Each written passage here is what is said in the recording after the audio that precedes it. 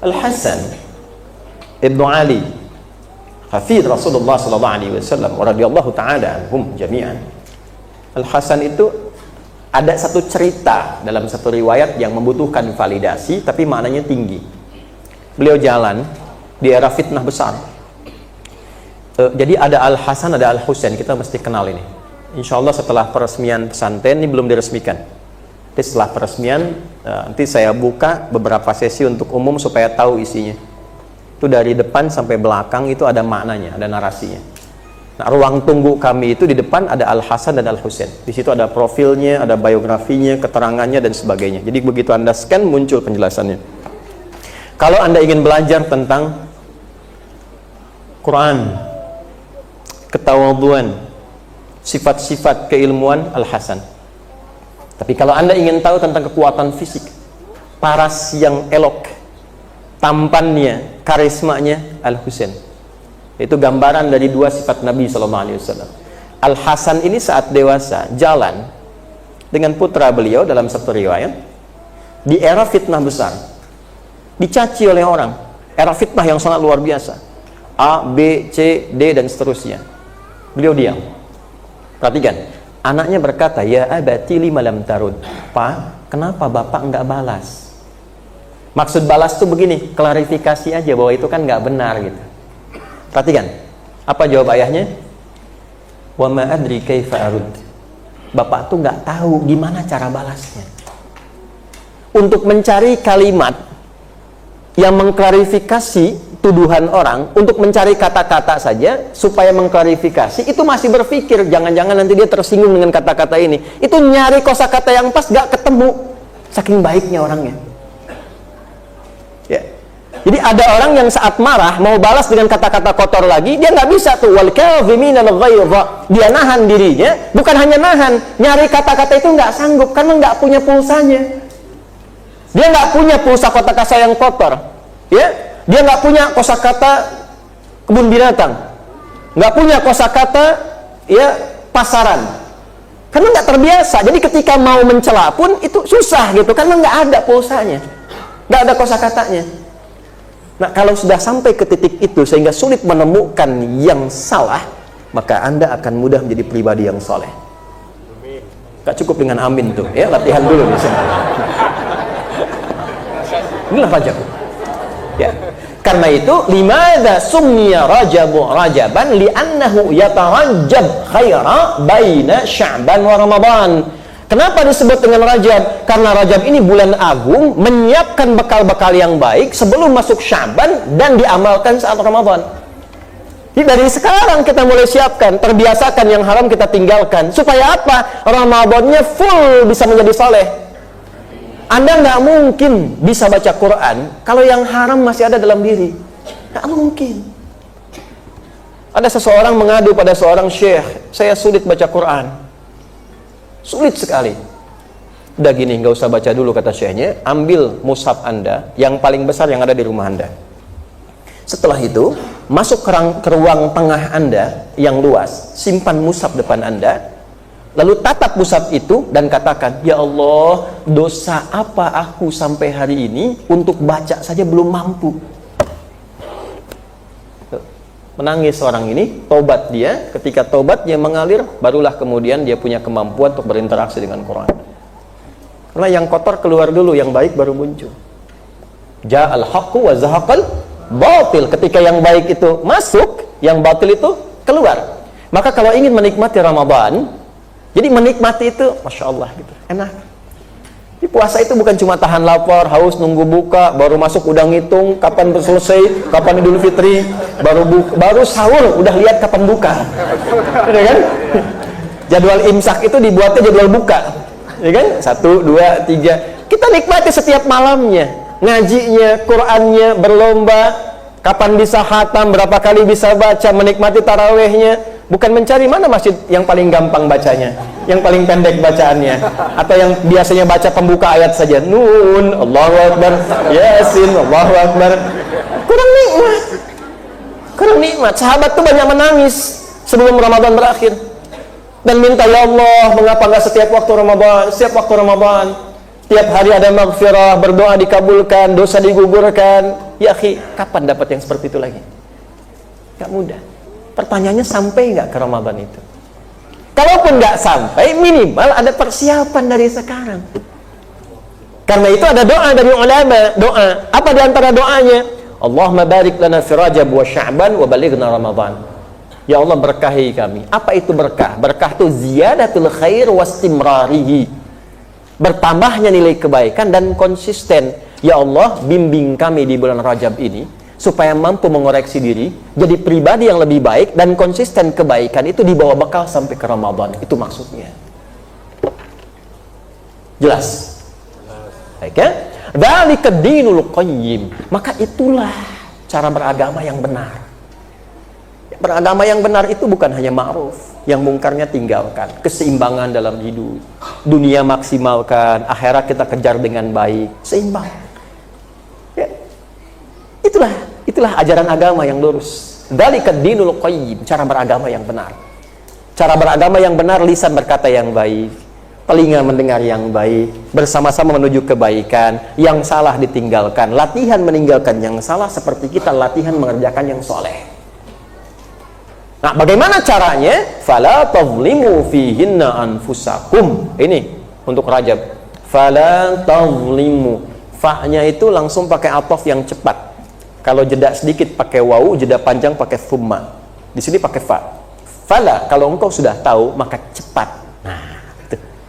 Kalau engkau sudah paham tentang ini, Bapak Ibu paham yang saya jelaskan tadi? Saya ulangi, paham? Mengerti? Nggak apa-apa, kalau belum paham saya ulangi. Ya, paham? Mengerti? Kalau sudah paham, sudah mengerti, fala, maka cepatlah lakukan apa yang akan kata Allah saya uraikan ini, saya sampaikan ini. Ya, apa itu? Fala tazlimu, maka janganlah engkau berbuat zalim. Fala tazlimu anfusakum fihin. Fala tazlimu anfusakum, pakai jama' dari kata nafas. Jamaknya ada dua, ada anfus, ada nufus.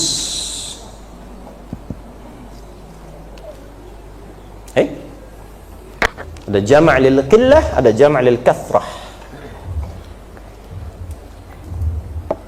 Fala tazlimu.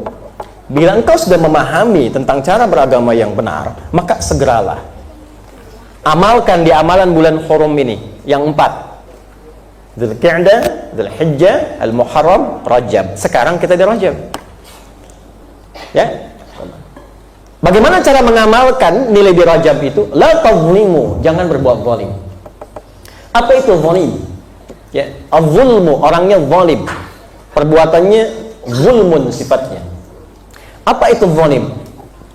Zalim itu wad'u syai'i fi ghairi mahalli, memfungsikan sesuatu bukan sesuai fungsinya, menggunakan satu hal bukan sesuai peruntukannya. Ini apa ini? Gelas. Apa fungsi gelas? Menampung air. Airnya diapakan? Diminum. Contoh, bismillahirrahmanirrahim. Ini fungsi gelas. Ya. Ada gayung. Apa fungsi gayung? Menampung air juga. Buat apa? Mandi. Kalau Anda minum pakai gayung, mandi pakai gelas, itu zalim namanya. Gelas. Oke? Ini ditaruhnya di mana? Mata, karena itu disebut kacamata. Kalau Anda taruh di kepala, nyimpan. Taruh di telinga, itu zalim namanya. Mata ini Allah ciptakan untuk apa? Oh, bukan. Kalau sekedar melihat, ayam melihat, kambing juga melihat, elang melihat. Mata elang lebih tajam daripada kita. Elang di udara, ya kan? Anak ayam kelihatan. Kita naik pesawat ke atas, anak kita sendiri tak nampak kan? Ya? Tapi mata kambing, mata ayam, mata elang tidak dihisap. Mata kita dihisap.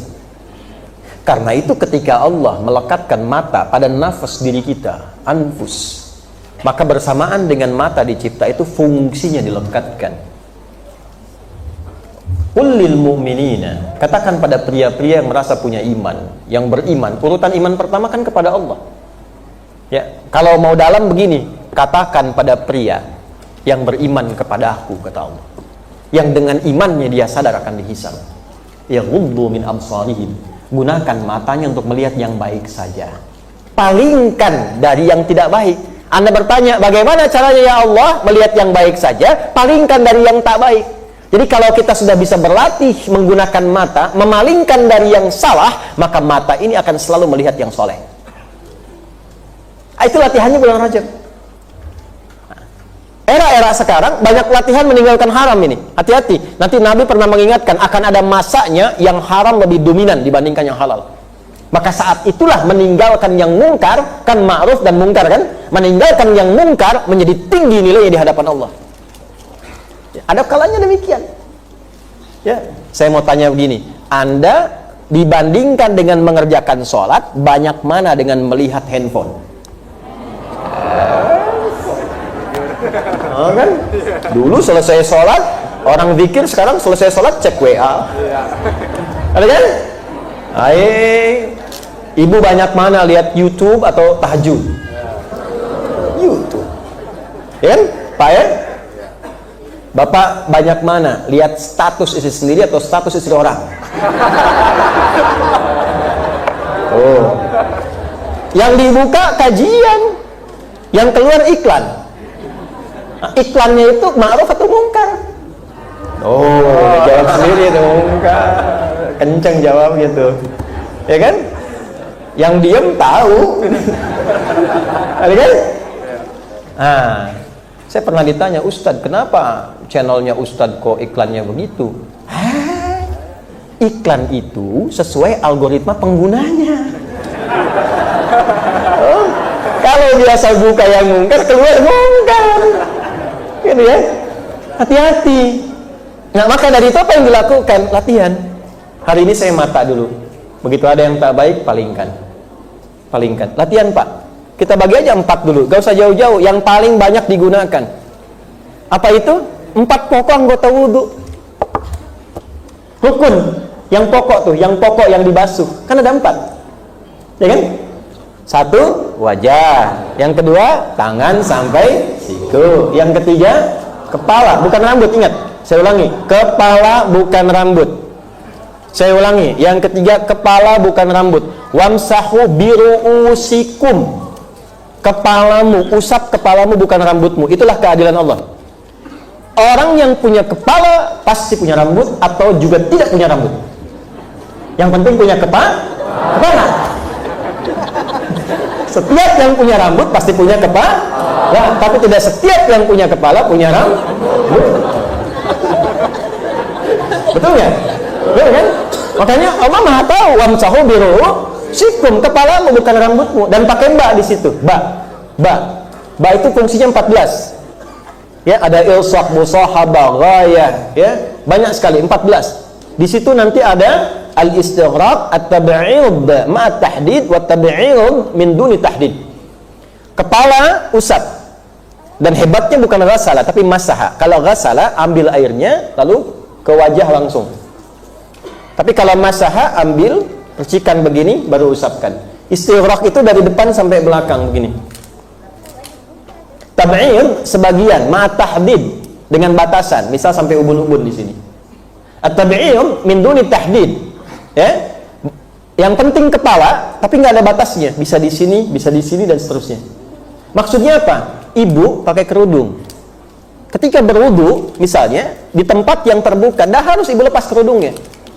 Ambil airnya, usapkan ke bagian yang disebut kepala, bisa di sini boleh. Nggak pakai boleh. Nah, itulah pentingnya ngaji. Ya, pentingnya ilmu itu begitu. Boleh. Nggak harus pakai enggak, boleh. Anda sakit, waliyadzubillah, kita berlindung tidak demikian. Tapi misalnya sakit, ya, sakit di kepala misalnya, ada luka tertentu. Kata dokter nggak boleh kena air. Tapi bukan berarti Anda tinggalkan rukun yang ini tidak. Yang ininya kena, yang ini kan tidak. usap yang ini. Jadi nasnya bukan mengatakan usap rambut, tidak. Jadi jangan sampai terjadi begini, ini segini, tak ya. Lalu selesai, tidak, itu tidak sah. Tidak sah, jelas ya? Ya, ada siswa kita membahas ba di ayat ini, Quran surah 5 ayat 6, Al-Maidah ayat 6. Dia bahas tentang ba, menguraikan ini, dia mendapatkan gelar doktor. Ya, silahkan yang belum mahasiswa tuh, ada ta, fa, jim, ha sampai ya. Nah, kaji itu. Ya. Balik dulu. Latihan. Yang 4 aja. Wajah, tangan sampai siku. Perhatikan dahsyatnya Quran tuh ya. Nanti saya urai di akhir. Kepala, satu lagi apa? Kaki kan? Wa arjulakum ilal ka'bain. Ini yang pokok. Ini rahasianya kenapa 4 ini yang sering dipakai. Karena itulah yang sering kita gunakan dalam berinteraksi keseharian. Dan sering salah. Di wajah ada apa? Bukan cuman mata. Ini kan masuk wajah, Bu. Mulut. Apalagi hidung. Ya kan? Telinga bukan wajah, telinga di sana. Halo, ya, telinga di sini. Makanya telinga pakai kacamata ya. Wajah di sini. Nah, ini masuk kepala nanti. Masuk kepala. Sudah? Dia kan sering dipakai. Berapa kali dalam sehari melihat yang salah? Ini keluar dari sini mungkin salah kan? Mendengar yang salah. Bicara yang keliru. Mulutnya nggak bicara. Tapi kan bikin statusnya pakai tangan. Makanya kenapa tangan sampai siku? Di Quran tuh kalau bicara fikih, termasuk di hadis, detail sekali Pak. Detail sekali. Misalnya di bab sholat nih, ini kan diurai. Ini asabi' namanya, asabi' jari-jari. Ini kaf. Ini rusq. Sudah? Ini rusq. Ini mirfaq. Ini katf. Detail sekali. Ketika Anda bertakbir, angkat tanganmu hadwa mankibaihi sejajar dengan bahu di sini, atau boleh mendekat ke telinga. Setelah itu letakkan, perhatikan kalimatnya. Letakkan tangan yang kanan di punggung yang kiri, tapi letakannya sempurna. Dicontohkannya kaf ketemu dengan ini bagian belakang khalf, atau menggenggam atau lebih sedikit. Tapi ketika wudu, perhatikan kalimatnya. Tangannya disebutkan ila. Ila itu menunjuk pada intihai syai', ujung sesuatu dari depan sampai ke sini. Wa aydiyakum ilal marafiq, tanganmu sampai ujungnya tuh ke sini. Ya, Anda kalau dari sini membasuh sampai ke sini sah-sah saja, secara wudunya sah. Tapi secara makna akan lebih bagus dari sini ke sini ujungnya. Kenapa? Karena ingin menunjukkan kesan fungsional dulu. Fungsi yang sering digunakan tuh yang ini. Dan banyak salahnya di sini. Nggak ada orang nulis status di Instagram pakai ini begini. Yang sering salah tuh ini. Yang sering salah ini. Ya, sampai ke kaki. Pikiran juga salah. Kepala kan di sini, itu gambar dari pikiran. Makanya tahallul itu di rambut, wudu di kepala. Untuk menunjukkan apa? Bersihnya pikiran. Ya, kita sebelum mengaji kan boleh jadi ada yang salah pikirannya. Ustadz kemana sih? Datang apa enggak ya? Jam 8:30. Ayo. Jangan-jangan tuh. Iya ya, nggak nyangka ya, nyangka. Orang yang bilang nggak nyangka itu sedang nyangka. Nggak nyangka ya, nyangka itu. Paham? Itulah sebabnya kenapa setelah kita wudu kita tobat, Bu, Pak. Silahkan cek. Ayo doa setelah wudu apa? Asyhadu an la ilaha wa asyhadu anna. Sebentar. Itu ikrar tauhid. Supaya tetap terjaga iman. Saya wudu tuh karena iman kepada Allah. Kalau Allah nggak perintahkan, saya nggak wudu. Itu taatnya kita sama Allah. Karena nanti ada hadis di akhirat, ahli neraka dipanggil oleh Allah. Dia orang beriman, cuma banyak maksiatnya, dipanggil. Cuci di neraka dipanggil dulu. Begitu dipanggil, dia datang dengan gembira. Setelah selesai disuruh pergi lagi ke neraka. Balik ke neraka, dia lari dengan cepat. Dipanggil lagi oleh Allah. Kenapa engkau lari dengan cepat? Allah maha mengetahui, tapi menampakkan kalimat di orang ini untuk mengajarkan kepada kita. Itu maksudnya. Jelas ya? Kenapa engkau berlari dengan cepat ketika aku perintahkan ke neraka? Kata orang ini, ya Allah, saya tobat saat di dunia, saya tidak merespon panggilanmu. Maka sekarang saya tidak ingin mengulang kesalahan yang sama. Engkau perintahkan apapun aku kerjakan. Maka dengan itu, dengan kalimat itu dimasukkan dia ke surga. Jadi tauhid itu penting. Makanya kalimat pertama itu tauhid. Di akhir hidup kita tauhid. Wala tamutunna illa wa antum muslimun. Cara bertauhid yang benar, ikuti pelajaran dari Nabi. Wa asyhadu anna Muhammadan. Nah, tauhid itu tidak hanya dalam sholat, tidak hanya dalam baca Al-Quran.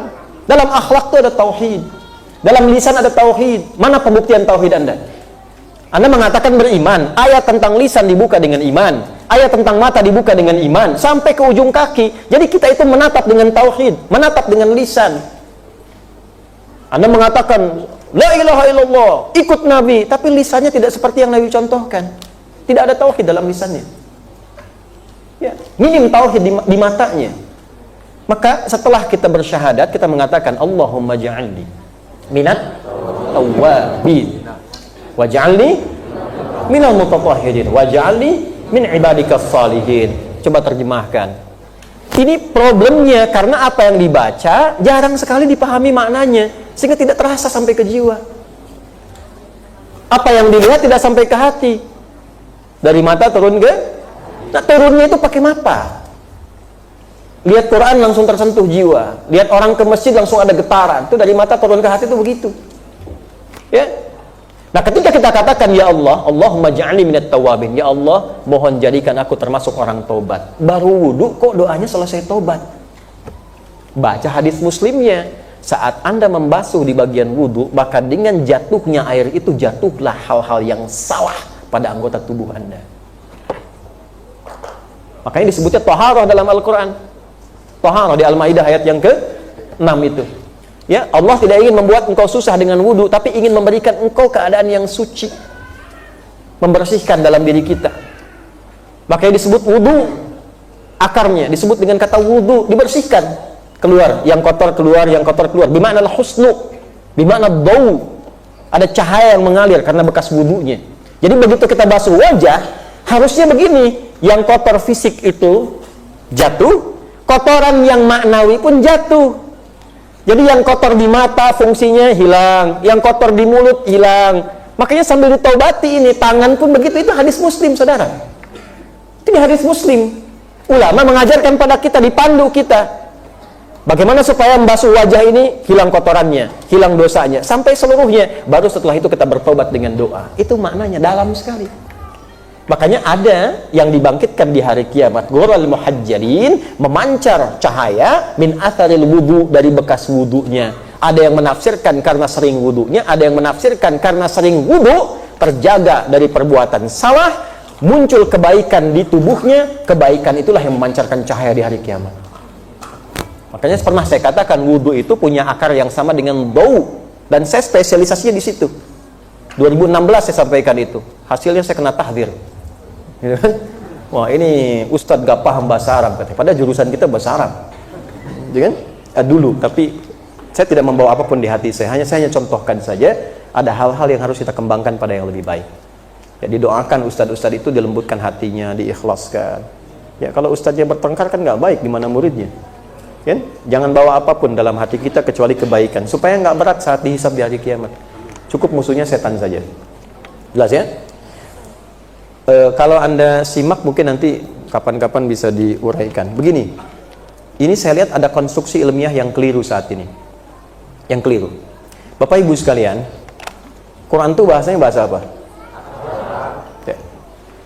Bukan hanya bahasa Arab yang sempurna, yang menjadi patokan dari setiap kaidah bahasa Arab. Patokannya Al-Quran. Dan menjaga bahasa itu. Ada keutamaan di dalamnya. Jadi kalau Anda ingin mengerti isi Al-Quran, bermula harus dengan bahasanya. Baru setelah itu pendalaman keilmunya. Itulah sunnah para ulama. Imam Syafi'i itu ngaji bahasa sampai 40 tahun. Imam Malik dari bahasa dulu. Imam Ahmad demikian. Baru ngambil riwayat. Nah, jadi ketika mengambil bahasa, itu bukan supaya bisa bahasa, supaya tahu nahu dengan benar, sorof dengan benar. Bagaimana tasrifnya ini ke sini, bagaimana nahunya, kenapa ini A, kenapa I, kenapa U. Kemudian baru ngambil balaghah, apakah ini hakiki atau maknawi. Ketika Allah berfirman A, ini maknanya langsung atau ada makna kiasan di dalamnya. Babnya apa? 3 lagi. Ya, ma'ani, bayan atau badi'. Lalu bagaimana membedakan dengan syair? Nanti ada ilmu lagi namanya arud, 16 cabangnya sampai ke bawah. Kalau sudah menguasai ini, maka pemahaman Qur'annya akan komprehensif namanya. Turun. Balik ke Rajab. 4 anggota ini coba jadikan evaluasi di Rajab. Turunkan. Bagi pekan pertama wajah. Di mata sampai lisan. Checklist kebiasaan-kebiasaan kurang baik. Turunkan. Sepekan lihat perubahan. Nanti keluar dari sini kalau ada iklan yang gak bagus kan, segera palingkan. Lisan susulkan astagfirullah. Latihan. Jangan telat Pak ya. Ya, lisannya istighfar tapi matanya gak berpaling gitu. Astagfirullah. Kata Ustadz latihan ya, astagfirullah. Ustadz dibawa-bawa gitu kan. Nah, nanti pekan yang kedua turun lagi. Tangan ini. Kalau ngetik-ngetik yang baik, mulai besok statusnya tentang Quran 1 ayat, maknanya apa? Hadisnya maknanya apa? Share kajian, minta pendapat. Ya, kalau berdoa nggak usah di Instagram, nggak usah di Facebook. Ya Allah, begini amin kan ya. Itu. Orang kurang sehat itu. Ya. Quran kan ngajarkannya hemparkan di atas sajadah. Innama ashku bathi wa khudni ila Allah, bukan di Instagram. Ya. Baik, jadi kemudian dari situ kepala cek, baru kemudian kaki, sehingga melangkahnya benar, ke kantor lewat jalan yang benar, ya, mampir di tempat yang benar, jaga 4 yang pokok ini, insya Allah selamat sampai akhirat, ya, dunianya dimuliakan oleh Allah. Nah itulah maknanya. Maka di kitab ini dituangkan hadis-hadisnya, dalil-dalil, banyak sekali dalilnya tentang keutamaan. Kenapa disebut dengan Rajab, maknanya apa, contohnya apa, keutamaannya apa. Termasuk contoh dari para sahabat yang diajarkan Nabi Sallallahu Alaihi Wasallam. Nah, ada kejadian karena orang banyak lupa dengan petunjuk ini, lalai dengan Rajab, beberapa mulai kreatif, memberi motivasi, cuma dengan cara yang salah, menyusun hadis-hadis yang tidak tepat, dinisbatkan pada Nabi, padahal Nabi tidak pernah menyampaikan itu. Misal siapa yang sholat 1 hari aja, 1 malam aja di bulan Rajab mendapatkan ini. Siapa yang puasa 1 hari di bulan Rajab maka sudah sama dengan puasa Ramadan, gitu kan? Nah, kalau sudah 1 hari Rajab sama dengan Ramadan, ngapain puasa Ramadan, gitu kan? Nah, yang seperti itu hadisnya palsu. Tapi bukan berarti tidak ada keutamaan di bulan Rajab. Jelas sampai sini? Baik. Apakah boleh puasa di bulan Rajab? Boleh. Tidak ada dalil hadis dari Nabi puasa Rajab. Betul, kawan. Saya tidak sebut Joni karena ada yang Joni, takutnya saya Joni. Saya pernah bilang Joni, kemudian tiba-tiba saya lihat salah satu di komentar, saya sering disebut sama Ustadz gitu. Betul kawan, tidak disebut Rajabnya, tapi ada petunjuk puasa bulan hurumnya.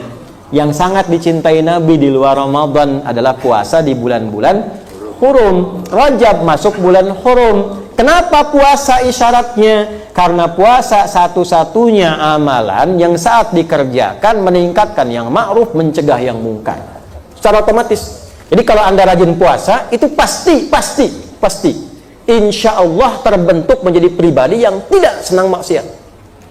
Karena puasa itu latihan mencegah maksiat, meningkatkan taat. Kalau nggak percaya begini ya, kalau Anda sedang puasa, jangankan sholat fardu, sholat sunnah Anda guru, nggak ingin tertinggal. Ramadan Bu, Ibu mengkapling sajadah di masjid buat sholat apa itu? Tarawih. Kaplingnya dari asar kan? Ya, tujuannya tarawih kan? Saya tanya, tarawih itu sunnah atau fardu? Sunnah. Jangankan yang fardu, sunnah aja diburu. Iya. Begitu seorang ibu mau sholat sunnah, sebentar Bu, ini kapling saya. Tidak ada. Sunnah. Ya, Anda puasa sunnah pun kan nggak ingin ketinggalan duha kan? Duha itu kan sunnah, ya kan?